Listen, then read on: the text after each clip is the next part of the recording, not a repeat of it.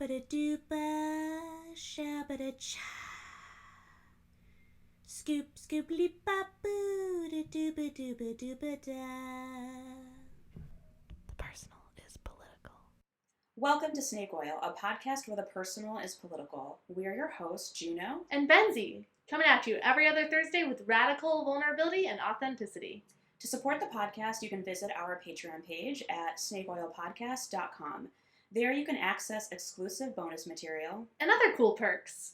You can also support the podcast for free by liking, commenting, or sharing. Thank you for listening. Today we're going to be talking about sexuality. So we're going to talk about sexual identity labels as well as sexual desires and fantasies that we both have, and also the idea of criticizing sexuality, as in sex-critical theory? I don't know what the right word would be. I don't know.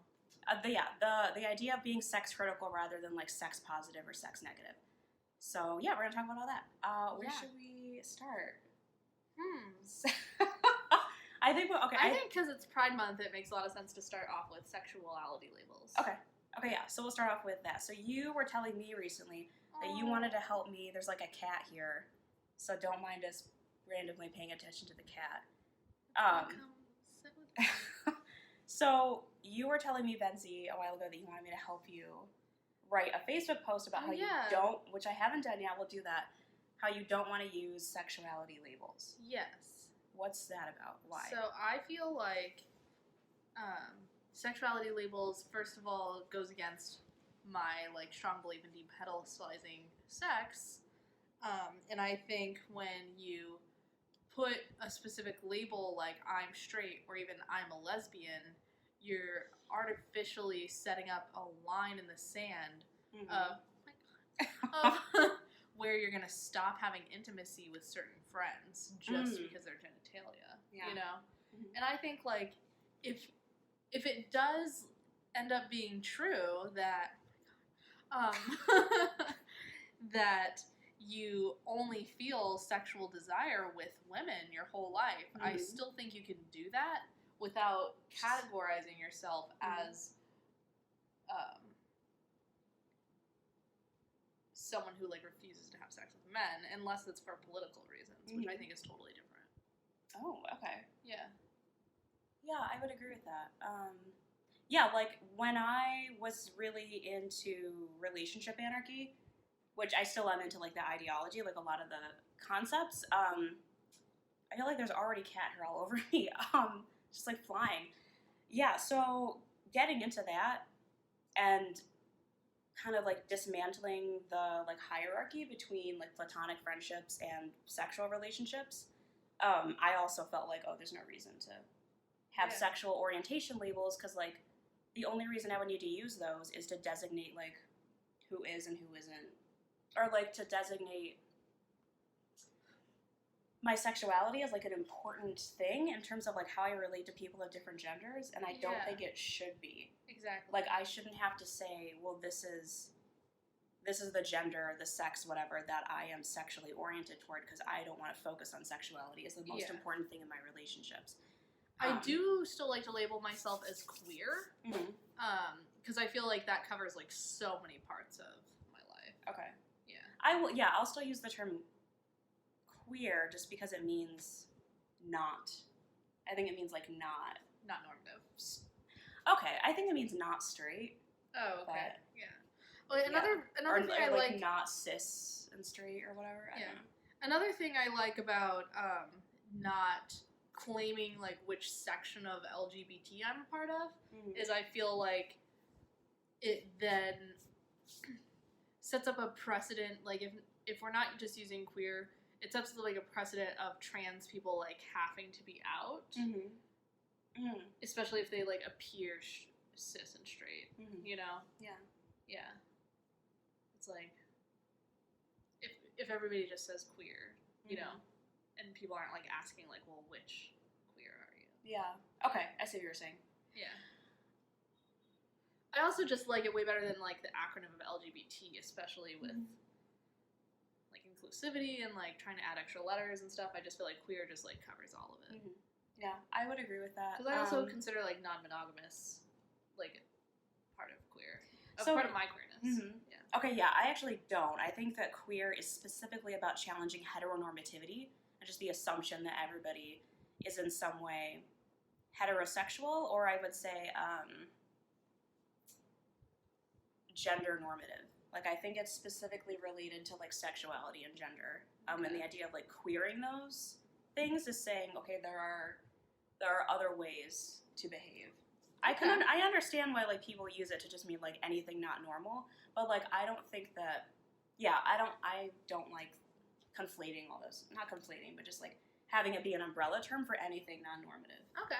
I want more specific categories, like kink, non-monogamy, queer. Those are all different to me. Okay. But I can see how they wouldn't be to other people. But it's interesting how you said that you don't think, like, you can understand why people would label themselves for, like, political reasons. Yeah, I feel like if you in terms are... of their sexuality. Yeah. If you are... Because it's like an announcement, you know? So if you're announcing that... Which I'm not saying, like, I desire to do this or even desire other people around me to do this. But if you're saying, like, oh, because of, like, power dynamics or because of the way I think it will be, like, perceived as straightness, you know? I, like, choose not to sexually or, at least visibly sexually engage with men. Okay. Yeah. Oh, okay. I can see value in that. It's interesting. Yeah, I guess I assumed that you wouldn't see value in that, which is why I felt so nervous about telling you that I wanted to identify as a political lesbian. But I know there were other reasons for that. But, I mean, yeah, so, like, for the audience, I wanted to identify as a political lesbian recently, which is something that I have done in the past. Like, several years ago, I identified as a lesbian for political reasons for about, like, 4 years, and I was only willing to be sexual with other women. And it was important to me to have that distinction because I felt like, at the time, like, I was getting into, like, feminist theory for the first time, and I was really deep into, like, lesbian feminist theory. And in that theory, they talk about how heterosexuality is a violent political regime, and although I don't believe that heterosexuality is a violent political regime now, at the time, it really, like, reflected a lot of my experiences in my childhood. Like, I really did witness the way that, like, heterosexuality was organized in my childhood in a really violent way, like, oppressive way, the way that, like, my dad treated my mom. And so I really wanted to, like, resist that idea of myself, like, participating in that. But now I just, like, am realizing that I don't get that much out of, like, sex with men. So I'd rather not put my energy into it. And I feel like there is such a thing as compulsory heterosexuality, where we're all expected, well, women in particular are expected to, like, to desire sex with men and to be sexually available to men. Even if they're bisexual, I think there can still be, like, compulsory heterosexuality involved in that. And so I kind of want to, like, privilege my relationships with women over men, because I feel like I've privileged my relationships with men over women for most of my life. So I don't know if that's, like, political at this point. I mean, I think everything we do is political, but it's not intentionally to make a political statement now. It's just because my hair. I feel... Stop fucking messing with me. I'm sorry. It's just because I feel... It feels better to me. Like, sometimes it feels like there's something inauthentic about engaging sexually with men to me. Really? I don't know why. Maybe it's because sometimes I think I was never really attracted to men, actually. Sometimes I think that, yeah, like, I was kind of, like, brainwashed by, like, my family, like, by my dad in particular, and then I just did what I thought I was supposed to do. Yeah. I don't know. Interesting. That's sometimes how I feel. Yeah. I'm glad I'm not a man. I am too. I mean, I'm glad I'm not a man because I would rather be a woman, actually. I mean, yeah, but I was saying that in reference to so that I will getting to spend time with you. Getting to be prioritized by Juno. Yes, you're prioritized by me. And part of that is your femininity and your womanhood. I don't know what to... The fact that you're female. But I'm strong. I never say yes, you're strong. I have strength in my femininity.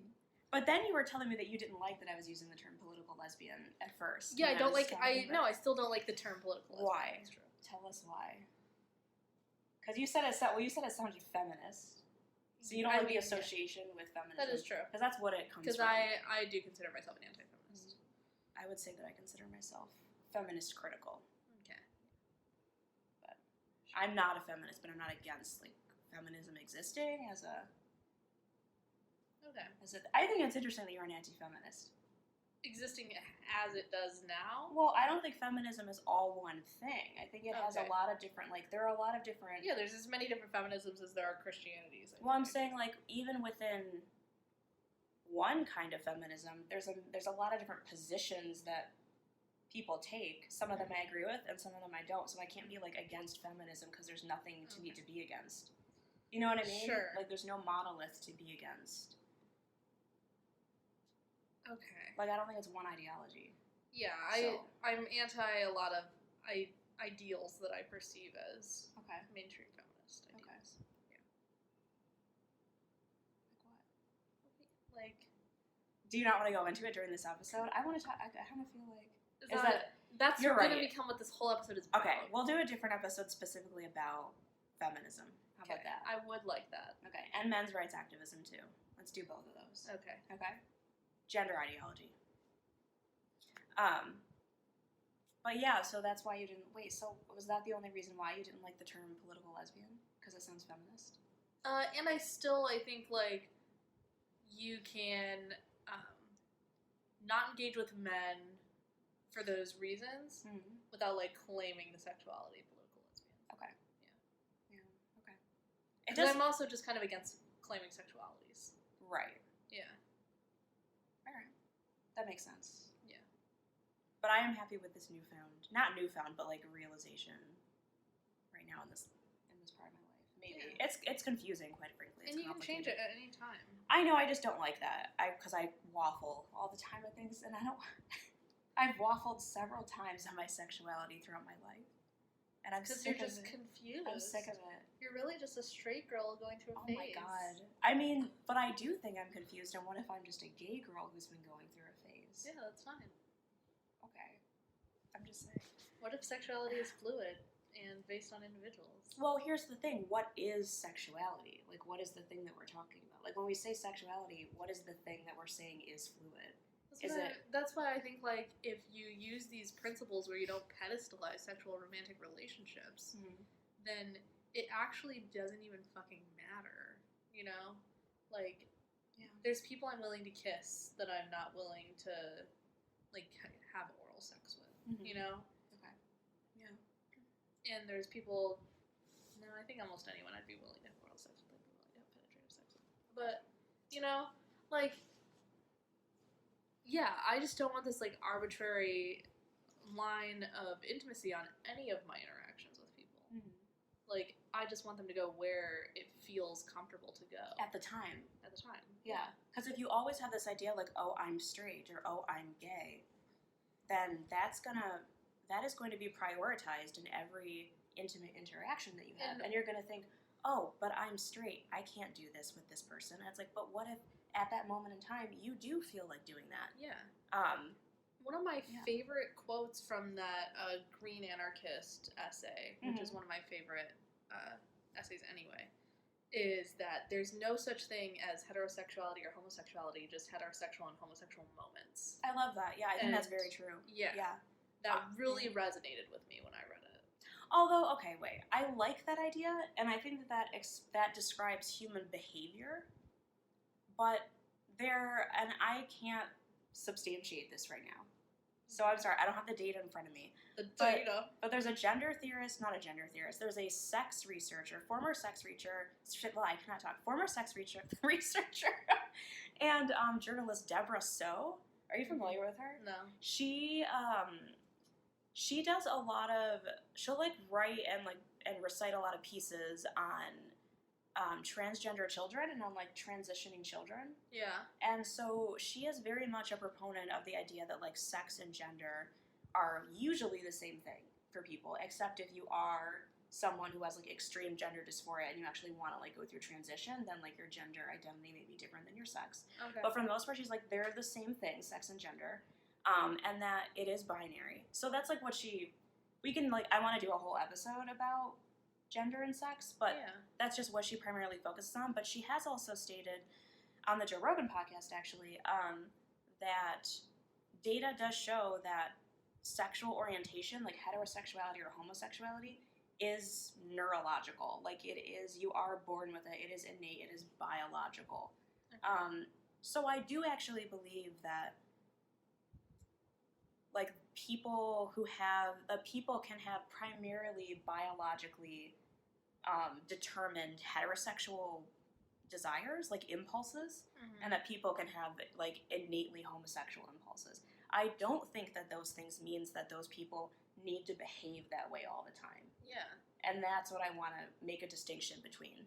Like, there's a distinction between innate biological characteristics and like what you can do. Like, you don't always have, that doesn't like determine your behavior forever throughout your life. So yeah, I would say I do believe that heterosexuality and homosexuality exist in terms of... Sure. Okay. In terms of like desire. Actually, still, I don't know if I believe that. Okay. I mean, I'm not looking at the data, so... Yeah, and I mean, I think even if, like, we have an innate, like, press towards one side or the other, because I do believe that, because otherwise, why would people, like, in southern areas where it's, like, literally the most miserable thing to be gay, like, why would you then be gay? Yeah, why would they have, like, an overpowering desire to have sex with their same sex? Yes. It must be, like, an innate biological. Yeah. That you're also, that so I definitely happen. think, like, attraction, a lot of that is, like, innate and biological. Mm-hmm. But I still think almost everyone is a little bit more inside that spectrum than on the end. Yeah, I than don't on think, either end. Yeah, I agree. I don't think it's completely... I don't know if anyone really fits, like, a pure homosexual or maybe heterosexual like a very rare orientation. Yeah. Yeah, and even if they did, so the brain is also highly elastic. Like, it's flexible. That's true. You can change the Just way do that some psychedelics and you'll die.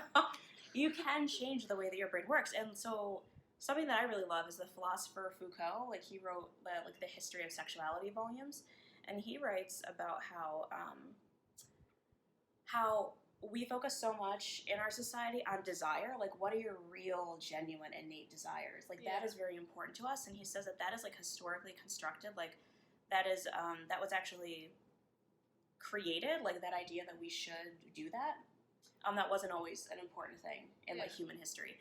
But that, rather than doing that, it's so much more, like, interesting and beneficial to focus on it, like, how did he put it? To focus on enlarging our capacity for pleasure. So to do things that we don't necessarily think right now, I desire that. Yeah. But to do them and to see if they give you pleasure. And then the principle is that... I feel like I do that a lot. I do too. I feel like you do that a lot too. I don't know if I do that a lot necessarily, but yes, you're definitely an example. You're a wonderful example of like a I don't know what the word would be, a Foucaultian. You are definitely like, a Foucault person.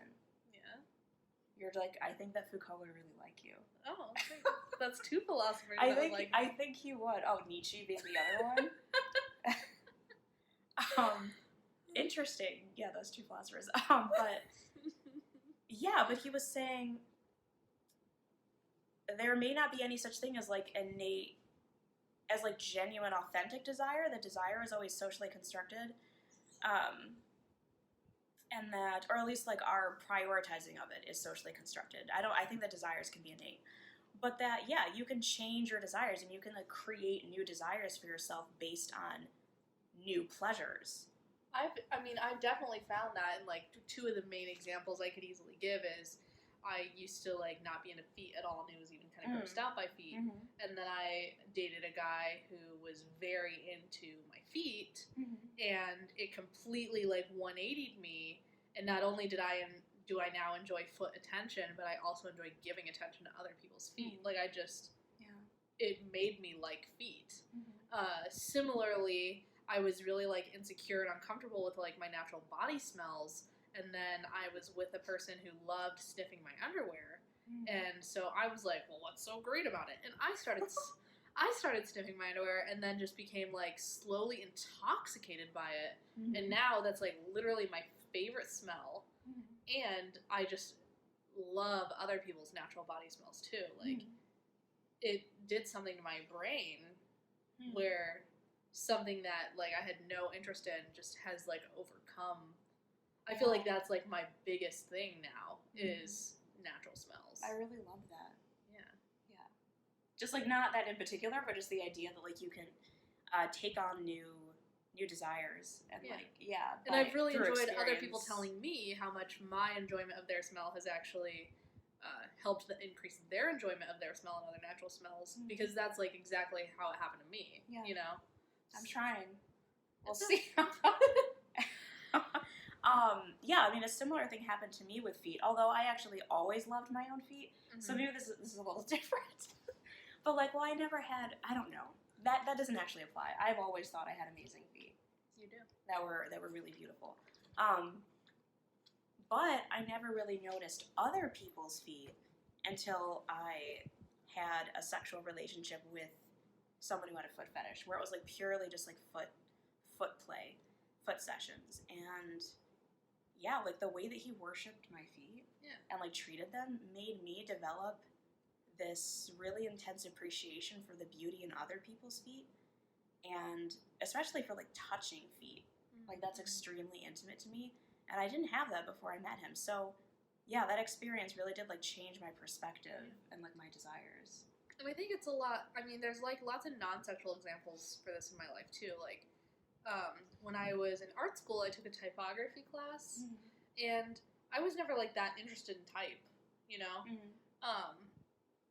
But through that class and like learning about the details of fonts and stuff made me like, then when I was like navigating the world with seeing like signs and stuff, or even like the end credits on movies, made me think of like, oh, why did like somebody spent a lot of time choosing that font? You know, that's not just like an accident. And just made me like appreciate stuff like that so much more. And I think the same thing can happen in sex. I think so too. Yeah, I feel like who was saying, okay, so in the podcast with like Clara and John, Clara was saying that like they're like in, what is it? I don't know in what field it was, but she was saying that people generally have like the nature bias, that people assume if something is like natural or like innate, that it's better, and that we should do that and not like question it or try to change it.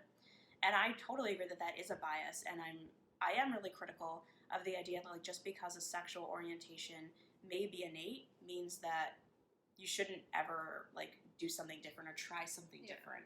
I just want to be clear though that like I don't support any type of like gay conversion therapy. Oh no, not at all. Because that is like very heavily coerced and sometimes forced depending on how old you are and like what country you're in. That's like straight up oppressive. Like if you're telling people that they need to change their sexual behavior to a specific thing, or sexual orientation to a specific thing in order to be a better person, that's disgusting. Like, I just want people to explore themselves. Explore their potential desires. Well, and I just want people to know that just because you engage in like certain behaviors, like if you try something new, doesn't mean that you've changed your identity. It doesn't mean that like you're, you know what I mean? Like, oh my God, now I'm gay. Or it doesn't even mean that like now you're bisexual. It just means you had sex with a person of your same sex. Have you seen the new Black Mirror That's episode? all it means. No. Oh, okay. It's just a behavior. Your behaviors don't have to define like you innately or like your identity as a whole person. Yeah. You can just do things and have them be things that happened in that moment. Yeah. And have fun with it and see if they give you pleasure or not. If they don't ever do it again. You know what I mean? Or try it one more time maybe. Who knows? Yeah, sometimes. I mean, like, the first time I had LaCroix, I thought it was disgusting. LaCroix? I did. I hated it. That's so interesting. And then, like, and this has actually been the experience I've heard from other people with specifically LaCroix. Okay. And then it just ended up, like, there was a few times where it was the only drink around. So if I, like, wanted a cold drink, I was either having LaCroix or nothing. Yeah. So I, like, Stockholm syndrome myself into liking LaCroix. Wait, even Stockholm. That's not you what know Stockholm You know what I'm syndrome saying, though. You like started loving your abuser, and your abuser was LaCroix. Yeah. Okay. And I don't think that's what it is. And now at I'm all. addicted to LaCroix. That's so interesting. Okay. Yeah. I've always loved LaCroix since the first time I had it. Just like So. RA, you're like. Yeah. I'm like a slow converter, and you're I'm like a really fast converter. Like when I find something new and I think it's amazing. Well, I don't know. How do I put this? You just like waffle to it. No, I don't like that terminology at all. When I discover something new that fits me, I miss the cat. I become kind of obsessed with it. Yeah. I become like a fanatic. I don't know why that happens, but I become very intensely passionate. Do you think about you have things. like a addict personality? Oh yeah, I'm a very addictive. Okay. Yeah, I am an addict. And I think I I am a absolutely drug addict. have like I'm not currently using drugs, but I'm just saying. I feel like Yeah. I actually actively have an anti-addiction. That's interesting because I Personality. heard you talking in the car with Clara on the way home about how you might be addicted to touch. You know, I think I was listening. That was a didn't you? joke. Oh, okay. I was secretly listening to your conversations, but you thought I had my head. Yeah. No, I'm kidding. That's cute. But We actually, that came up, like you clearly weren't listening to the whole conversation. okay. Because I said that in my conversation about how I don't experience addiction.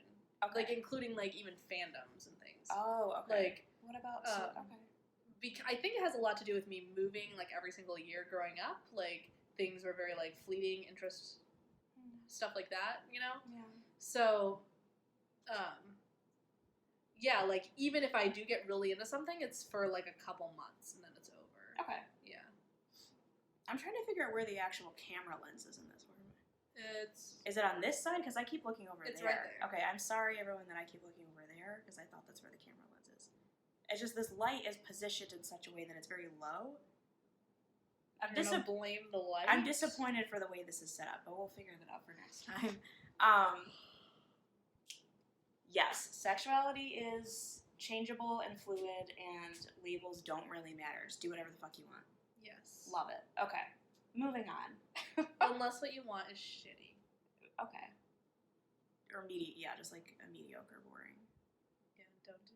I guess if you want to be boring, you can be boring. We probably shouldn't label things as boring or not. They can be boring to us. Okay, that's true.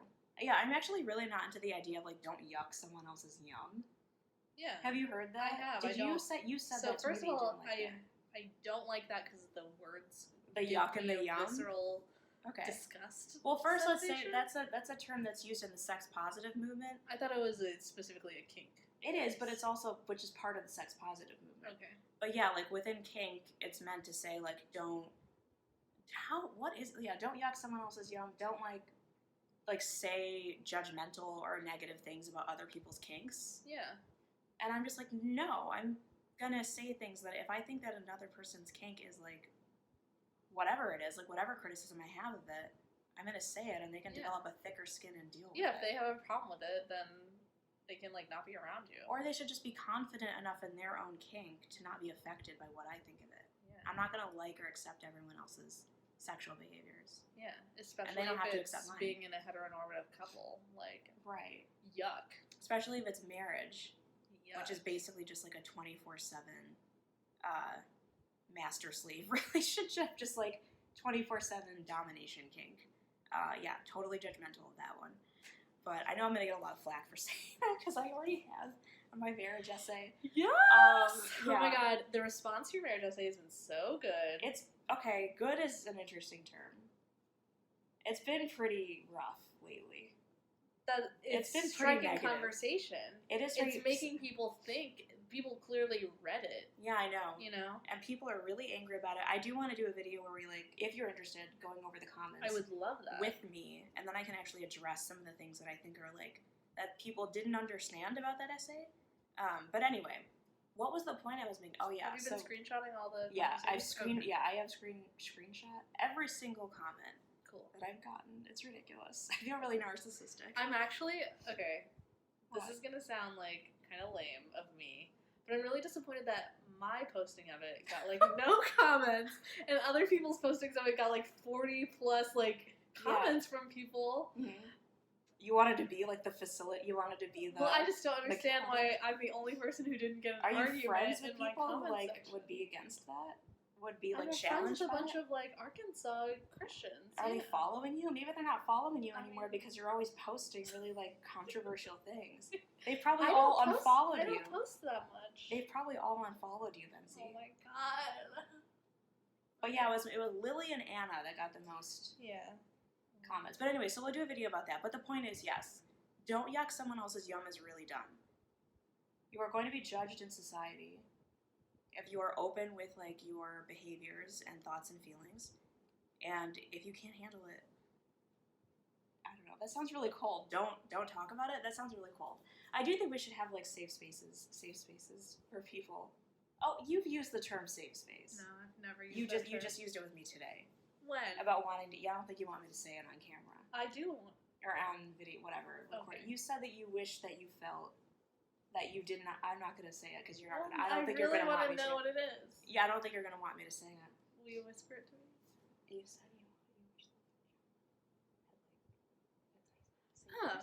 Yeah, you said okay. that. I mean, there's for sure like individual people who don't make me feel like safe being my genuine self. Yeah. But that doesn't mean I want to like create safe spaces. I understand. Well, okay, but okay, fine. My point is that Maybe I don't. I could change my mind on that. I have to admit, like I do associate safe spaces with like a very specific thing that gives me a disgust response. Yeah, I think the term safe space is the wrong word. I just mean that I believe that in some cases people do, it does make sense for people to request that others don't judge them so harshly and do make them feel comfortable expressing who they are and what they want to do without being afraid that they're going to be criticized. I think that's a valid request to make, but it's not something that I think should be like a universal rule or like all the time. yeah, like don't ever yuck anyone's yum. Don't ever say you Yeah. don't like someone else's kink, which actually like is repressive of my expression. You know, like it's okay for me to express disgust for something that I find disgusting. Yeah. And if people don't want to, like, I'm not doing it all the time. But, See, I don't yeah. want to request someone to make me feel safe. Like in that situation, as much as I wish that I didn't feel like judged by for my vulnerability, I still wouldn't want to like ask that person to not do that. Okay, You know so what I'm saying? what's your response? I think you always come It's. I don't think there's like a solution to it. It's like the thing of, I don't want you to do something because I want you to do it. I want you to want it, and I can't actually make that happen. Right, yeah. So just because I wish something was true doesn't mean I want to like ask someone to change their behavior for me. Okay. Because And I actually don't think, I think Mhm. even if I asked, someone could pretend they weren't judging me, but I couldn't yeah. actually make them not judge me. No, but you could ask that person not, that it, you could tell them that it's not going to be helpful for you to hear that judgment. Okay. Yeah. Which I think is a totally valid request to make. Yeah. Okay. Like, hey, I would like to have a space right now where I'm not criticized. I just want to tell you this and express it and not be criticized for it. Okay. Yeah. Yeah. Why did that even come up? The yucky yuck. Why did I bring that up? I don't remember. But anyway.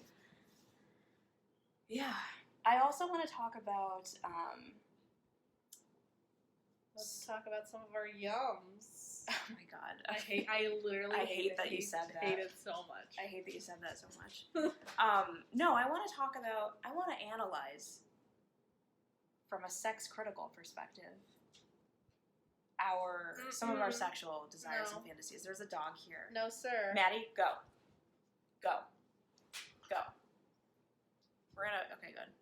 You can't poke her in the throat. I did poke her in the throat. Yes, you did. It was like the chest. Oh my god. Okay, I don't like She that. clearly didn't have a problem. Maddie, with it. go. I do. Okay, Maddie, go. I'm sorry, I'm like writing this. Okay. Anyway, Podcast ruined. so, yeah, I want to talk about that. So, okay, I want to start off before we go into our justice, I do want to frame it with this idea of sex critical. Yeah.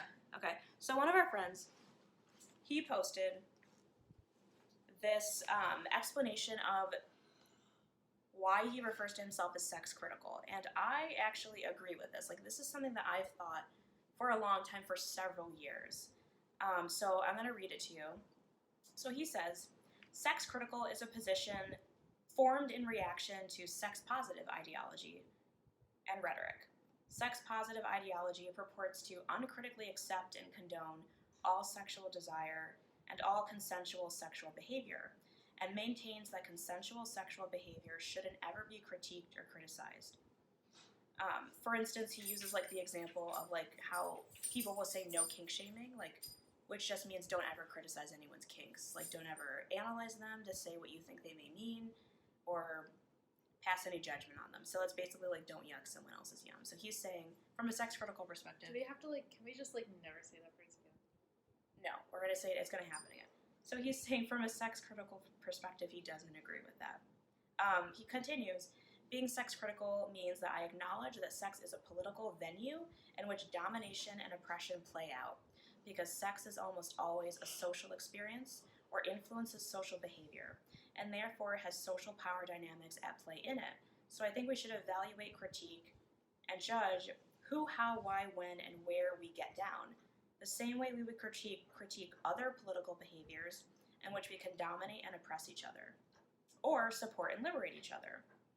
So I think this is, okay, I want to read this one last sentence. He says, so being sex critical is a way to emphasize that I care about criticizing sexual behaviors and preferences when they're dehumanizing, racist, sexist, ableist, colonial, pro-capitalist, and otherwise harmful. And I actually agree with that. To a degree. I think like the way that it's practiced is important, but overall, I would say that I am sex critical. Yeah.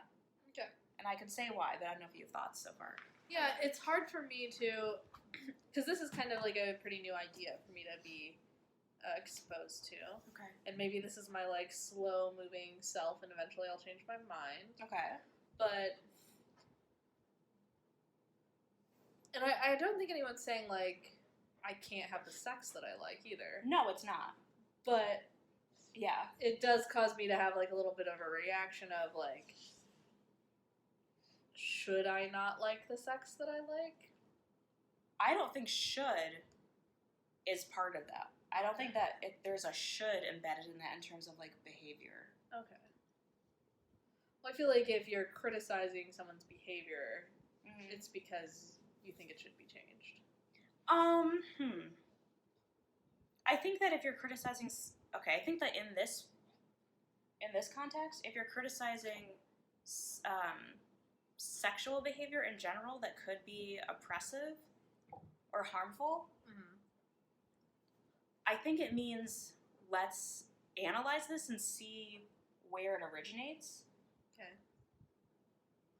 And just be aware of that. I don't think it necessarily just be aware of it and do no work to change it if you think it's harmful? I think harmful is like a relative term. Like I think, like we say all the time, all actions have costs. Yeah. So any type of sex we engage in could be harmful. Okay. You know? So I think it depends on like the degree and like who it's harming and like what area of your life it's harming and how much. Okay. So if it's really harming your psyche to do something, then yeah, you probably should change it. Okay. Or if you're like actively like raping someone, you know what I mean? Like, and I'm saying like actual rape, then obviously that desire that you have is harmful and needs to be changed. Sure. But I think there are other situations in which you wouldn't necessarily need to change them. Okay. Unless it became harmful to you, unless you felt harmed by it. Okay. So yeah, that's how I feel about it. Yeah. Interesting. Yeah. I mean, the way, I've been sex critical for several years ever since I started feeling like that I didn't know how to engage in, like, BDSM in a healthy way, like power exchange sex and rape roleplay. Like, I felt like I was doing it in really self-destructive ways and that I was really harmed by it and that, like, psychologically I was being damaged by those experiences with those specific people. And so that's when I started becoming sex critical. I felt, well, like, there's this whole movement to, like, or not whole movement, but, like, there's kind of this idea that there shouldn't be any kink shaming, but I felt like the kinks that I was engaging in were really harmful, and that I actually should be critical of them. So, and I did feel like I was also, like, reifying harmful ideas about power, sex, and gender. Like, that I was communicating to the men that I was with, hey, it's okay to treat women this way, and that it's okay to view women as, like, submissive and, like, victims and masochistic. And I did feel bad about, like, perpetuating that idea that, like, women were willing to do these things for them, even if maybe they didn't really want to. Okay. So that was how I became part of it. So I feel like I specifically use, like, humiliation during sex to overcome real life insecurities, and I feel like it helps me a lot. I think that's awesome then. Yeah. Yeah, I think that if it's helping you, then that's important. Yeah. And I also see other things too, like rape role play, or other, like, aggressive, scary sex, you know? As, like, a way for me to access emotions from my childhood trauma in, like, a controlled way. And it's, like, the safest, like, I do miss those feelings, actually, of, like, abuse. Okay. So it's a way for me to, like, get those feelings and still be safe. Yeah. Okay, I think that's really self-aware. Yeah. Do you think that it is at all interesting or, like, problematic that you miss the feelings of abuse? I mean, maybe. I think it's really hard to... It's just, like, something that was such a constant, like, roller coaster of adrenaline rush, you know? That nothing in normal adult life has ever compared to. Yeah. Yeah. I totally understand that. So, yeah, I could see that maybe it's problematic, and maybe I'm teaching other people to also enjoy that kind of sex on the mean end of it, you know? Or am I teaching them that, or do they already enjoy it for another reason, you know? Wait, teaching who specifically? Like, the people you're having sex with? Yeah, who I ask to do those things to me. Okay. You know? Yeah. So. I mean, yeah, I would say, like, I definitely understand wanting to experience feelings that I felt when I was being abused, because I was, like, severely abused in childhood as well. And that's definitely why I am still into power exchange, and specifically, like, like degradation, humiliation, and role play. Actually, not really humiliation, more like just, like, degradation. I think there's a difference. Yeah. But, like, for me, it's like I recognize that those feelings that those are very familiar to me. Like, that's why I crave them, and that they feel like home. They feel like home, very much so. But I recognize, where I'm at, and I'm not saying that you have to recognize this either at all, but what I know is that my home life should not have been like that, and I think that when you're abused, like, you start to associate a lot of, like, really negative feelings with family and with, like, love. And the reason why that's not healthy for me is because as I got older, I sought out people who were abusive to me, and then that felt like love to me. And then I was just being abused repeatedly. So I really just, like, repeated the cycle, and that's the cycle that I want to break. See, I feel like I also did that, and then once I discovered that I don't have to be in an abusive relationship to get slivers of those feelings, you know? Like, I could be with safe, loving people that could just give it to me momentarily. That was really powerful. That's really interesting. Okay. Yeah. Because I did, I recognized the cost of like, I am purposefully getting into an abusive relationship because it feels good, you know? Yeah. Like, it feels horrible, but it feels good in those ways, you know? So to me, that is addictive. Okay. Well, I'm not saying you're calling you an addict or anything, but to me, that's like compulsive. I would consider myself compulsive. Okay. Yeah, I definitely consider myself to have sexual compulsions, which is why I was in Sex Addicts Anonymous. And I still think that's like, what am I trying to say? I still think that's, what is the word I'm thinking of? I'm not articulating myself all during this podcast. Relevant? Yeah, that's the word.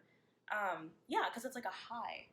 Yeah. To like be treated in those ways. It is. It's like it's a very intense intoxication, which I just don't want to be like controlled by. I don't want to be driven by that. It's hard. Yeah. But I also don't look down on people who do want that to continue doing it. Yeah. Because, yeah, I mean, it's really hard to stop doing that, and it feels really good. So. One thing that I think is really cool about, like I said, getting over my insecurities through humiliation is I have actually, like, now if somebody calls me, like, a slut during sex, that doesn't feel humiliating to me. Like, I've completely overcome any caring about that. Like, it doesn't feel taboo, it doesn't feel negative, you know? Like, and so now I'm working with, like, more specific insecurities with specific people, and it's been, like, really powerful to me to, like, really to get over things that I would have just, like, held on to as insecurities. Yeah. Okay. So. Yeah. Yeah. I mean. And then I literally, like, and then I have to, like, that hasn't worked anymore, and I've even reached it with one person in particular. I feel so loved and safe that I have, like, no insecurities with them. So we no longer have that type of sex because there's nothing they could say that feels sexy. Interesting. I mean, there is, like, it's now we say, like, loving stuff to each other, you know? Because, yeah, there's nothing, like, I don't have any insecurities in that relationship. Okay. Yeah, so something interesting that happens to me, which is totally different from your experience, which sounds really positive, is that when I get to a place where I've been doing, like, power exchange sex and, like, degrading sex with someone, like, it's always, I mean, it's typically, like, a man who is, like, dominating and degrading me, I eventually start to feel unsafe with them because they're doing that. And it's, like, a weird thing, and I recognize that this is, like, within me, like, my emotional issue, but it's almost like it triggers me to feel like I'm back in that abusive situation. And I guess that's just, like, PTSD. Like, I will think, oh, this person wants to rape me. And that's, like, the thing that goes on. Like, this person is, like, being abusive toward me. Like, that's what they want. And it is, and in a way, that is what they want within that controlled environment, because or else they wouldn't be doing it. But I know that, like, in my mind, I vilify them, and then I feel unsafe with them, and then I start to feel trapped in that situation, and, like, I need to get away. And so that's part of why it's a really unhealthy cycle for me, because it, like, just doesn't in the end fulfill me. Yeah, it destroys your relationship. It does. Well, and also with some of the people, like, earlier on in my life that I was with, they were really, like, shitty guys who did actually just want to degrade and dominate women. Not because, like, not to give me fulfillment, because that's what they wanted. Yeah. And that's hard for me. I guess that's hard for me to swallow, like, the idea that someone... It's not hard for me to swallow, because I have these feelings myself, but it's hard for me to be... How do I put this? Specifically with men who express desires to dominate and degrade women, because that makes me feel unsafe. And, like, I'm just dealing with, like, my abusive father again. So, yeah, that's how I feel about it. But at the same time, I totally have, like, desires to dominate and degrade women myself, so yeah, that's something that I also experience. But I'm wondering if that's just my mind, like, flipping the roles. Yeah. Because as I, like, get older, I feel more and more confident and powerful, and I feel like that's the only way that I know to express it. Like, I feel like, well, if I'm powerful and confident, that must mean, like, I'm dominant and I need to overpower someone else. So I don't like that. I don't know. Yeah. I feel like with women, I definitely enjoy being, like, more dominant, as in, like a little more, like, grabby and, like, moving them around more. But I don't really have any kind of desire to degrade women. Mm. Yeah. I do, but I don't express it. Yeah, I've, like, really... Oh, my God, I feel like I shouldn't say this on camera. I think it's important. Yeah, I mean, I definitely have, like, rape fantasies of, like, raping women. Yeah? Yeah, and, like, of, like, really... Oh, my God, I don't want my roommates to hear it. Of, like, degrading women. Yeah, I just, like, it, like, something, like, switched in me a few years ago, where that's, like, what I was really, like, fantasizing about, more than, like, being dominated and degraded by men. And I think that's just because of, like, my increased agency, and I think it's such a high to feel powerful, like I said, and to feel like I have more agency and control over my life, that I think I'm, like, equating that in my mind with, like, domination. And it's just, like, I think that's just, like, a very kind of, like, immature way of being, like, introduced to these new feelings, like this new confidence. And I think that over time that might, like, dissipate. So yeah, that's just... Yeah, that's really interesting. Yeah. It's kind of scary sometimes. I'm not totally comfortable with having those feelings. But, yeah. But I definitely think, you know, just... I agree with the idea that Mike was writing about, that I don't think sex exists outside of politics.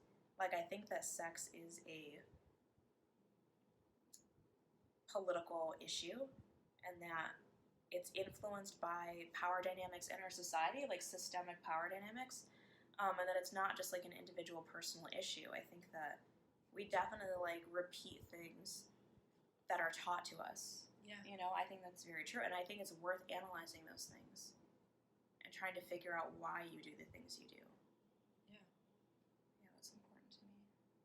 And it doesn't necessarily mean that you can or will stop doing them. Like, I don't want to be sex negative either and be like, well, you shouldn't be doing that, because it's like, it's like oppressive for you to, you know what I mean? Like, I think it's important to recognize that, like, sex is really important to, like, who we are, and you can't just shut those desires down. Yeah. That's unhealthy too. Which is why I had such a problem with Sex Addicts Anonymous at the end, because I felt like I was totally on the wrong path of just trying to make sure, like, trying to eradicate those desires within myself. And really what I needed to do was figure out, how do I express these desires in a healthier way? Yeah. Like, how do I practice harm reduction? Because I can't stop being who I am. Like, I was abused, this is in me.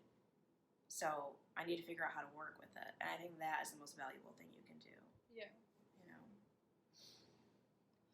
Well, and I think actually having, like, access to the sex you want is a good way to, like, get over wanting it, you know? In that, like, one of the things I really like about non-monogamy is when I was in monogamous relationships and I would, like, see someone at work or something that I started to have a crush on. And then, like, they would start, like, looping in my mind, like, oh, I wish I could have that person. I bet they would be, like, so much better than what I have. Like, create this, like, build them up on this giant thing, and I could never experience the reality of it, you know? Because there was scarcity. Yeah. And then once I became, then when I escaped that monogamous relationship, I realized, like, a lot of those people that I thought I wanted, and then when it was like, oh, well, I could go get them, I was like, oh. Not really worth it. Maybe not. Yeah. Yeah. And it was kind of like a cool, like, freeing feeling. And I think when things are, like, scarce and hard to access, it makes us want them more. I think so too. Oh yeah, very true. Yeah. So yeah, I definitely don't want to be sex negative, but I do understand being sex critical for sure. Yeah, like, just that sex is political. I think that's really the basis of it. I mean, I think everything we do is political. I do too. Yeah. Whether we want it to be or not. Yeah. It is. But in terms of, like, the scarcity argument again, what was I gonna say? Blah blah blah. I I definitely recognize, this is like going a little bit a different direction, but I recognize that because I have so much access to intimacy, like emotional intimacy and also like physical platonic intimacy, I desire sex less because I'm getting so many emotional and physical needs met by different people that I usually felt like I could only get met through sex with one specific person. Like paying sex in exchange for intimacy? I guess, yeah. It wasn't like experience in those explicit terms, but that's basically what it was. I was like, well, you get intimacy and like comfort and a feeling of like safety through sex. And now that I'm getting all of these needs met, I just feel like I still want sex, but it's interesting that I'm recognizing exactly more of what drives me to want sex, and that I'm just less desperate. Maybe desperate's the wrong word. Just like it feels less urgent to me. Like it's not, sex actually isn't like at the top of my like hierarchy of experiences with a person. It's just like one of like many things that I could do with someone. And sometimes, like, I get a lot more emotionally and physically out of just, like, cuddling with someone and kissing them. So, yeah, for me, I'm realizing that, like, having sex is, like, very, like, I'm talking about, like, genital sex, is very much, I don't know, for me, orgasm-based. I don't know, yeah, like, when it's being performed on me, like, it's very much about, like, having an orgasm and experiencing that. And really nothing more than that. Like, I just want to have an orgasm. It is different when I'm performing sexual acts on another person, though. It's more like because that's, like, arousing to me. So, yeah, I don't know. It's just, like, different. It's just a different perspective I'm having. Yeah. To disconnect all these different experiences of intimacy. Yeah. Cool. You're like, what? No, I think that's interesting and valuable. I think it is too. I like kind of like de-romanticizing sex for me. That's actually interesting because I feel like before I was more into like very casual sex. And now, because I have, like, such an abundance of both intimacy and sex in my life, I do value people more who can give me both. Like, you know, two birds, one stone. Yeah, so I like having people who can give me both, but I'm just saying I don't need to have both of them at the same time. Okay. Like, I don't feel like I have to have sex in order to get those needs met. Yeah, okay. Yeah, I can get them met other ways. And then maybe we'll have sex, maybe we won't. And it's not such a, like, big deal to me. Yeah. I actually care way more about, like, other forms of intimacy than I do about sex. Like podcasting together? I don't know do you think this is intimate? I feel like it's pretty intimate. I guess it is intimate. Yeah. But this is not at all. This doesn't reach the top at all. I like spending time with you off camera more. Because then this feels like work. Oh, it does? Well, I enjoy it, but it just feels like hanging out. It definitely has a different element to it. It is like we are talking and I'm enjoying the conversation, but it also does very much feel like performance and we're producing media. So it's like work and we have a specific objective. Okay. Like I can't just start talking about anything right now. I mean, you could. I could, but I'm trying to stay somewhat on like a general theme. Oh. So yeah, it's different. Okay. And I feel like I can't I'm not even gonna get into it. You know what I'm talking about. Yeah. Was there any other thoughts you wanted to say on this subject for this episode? Oh gosh, are there? Let me check my notes and see. Check the notes. I mean, there are so many things that I could talk about, but... Well, I think we should then. I mean, well, I just feel like... I also don't want to, ramble on. I mean, I think that's, exactly what this podcast is That's what you for. would like this podcast to be. I just want you to ramble. Okay, I don't necessarily want to ramble. I don't think I necessarily do have, specific points left. Okay. Yeah. Yeah.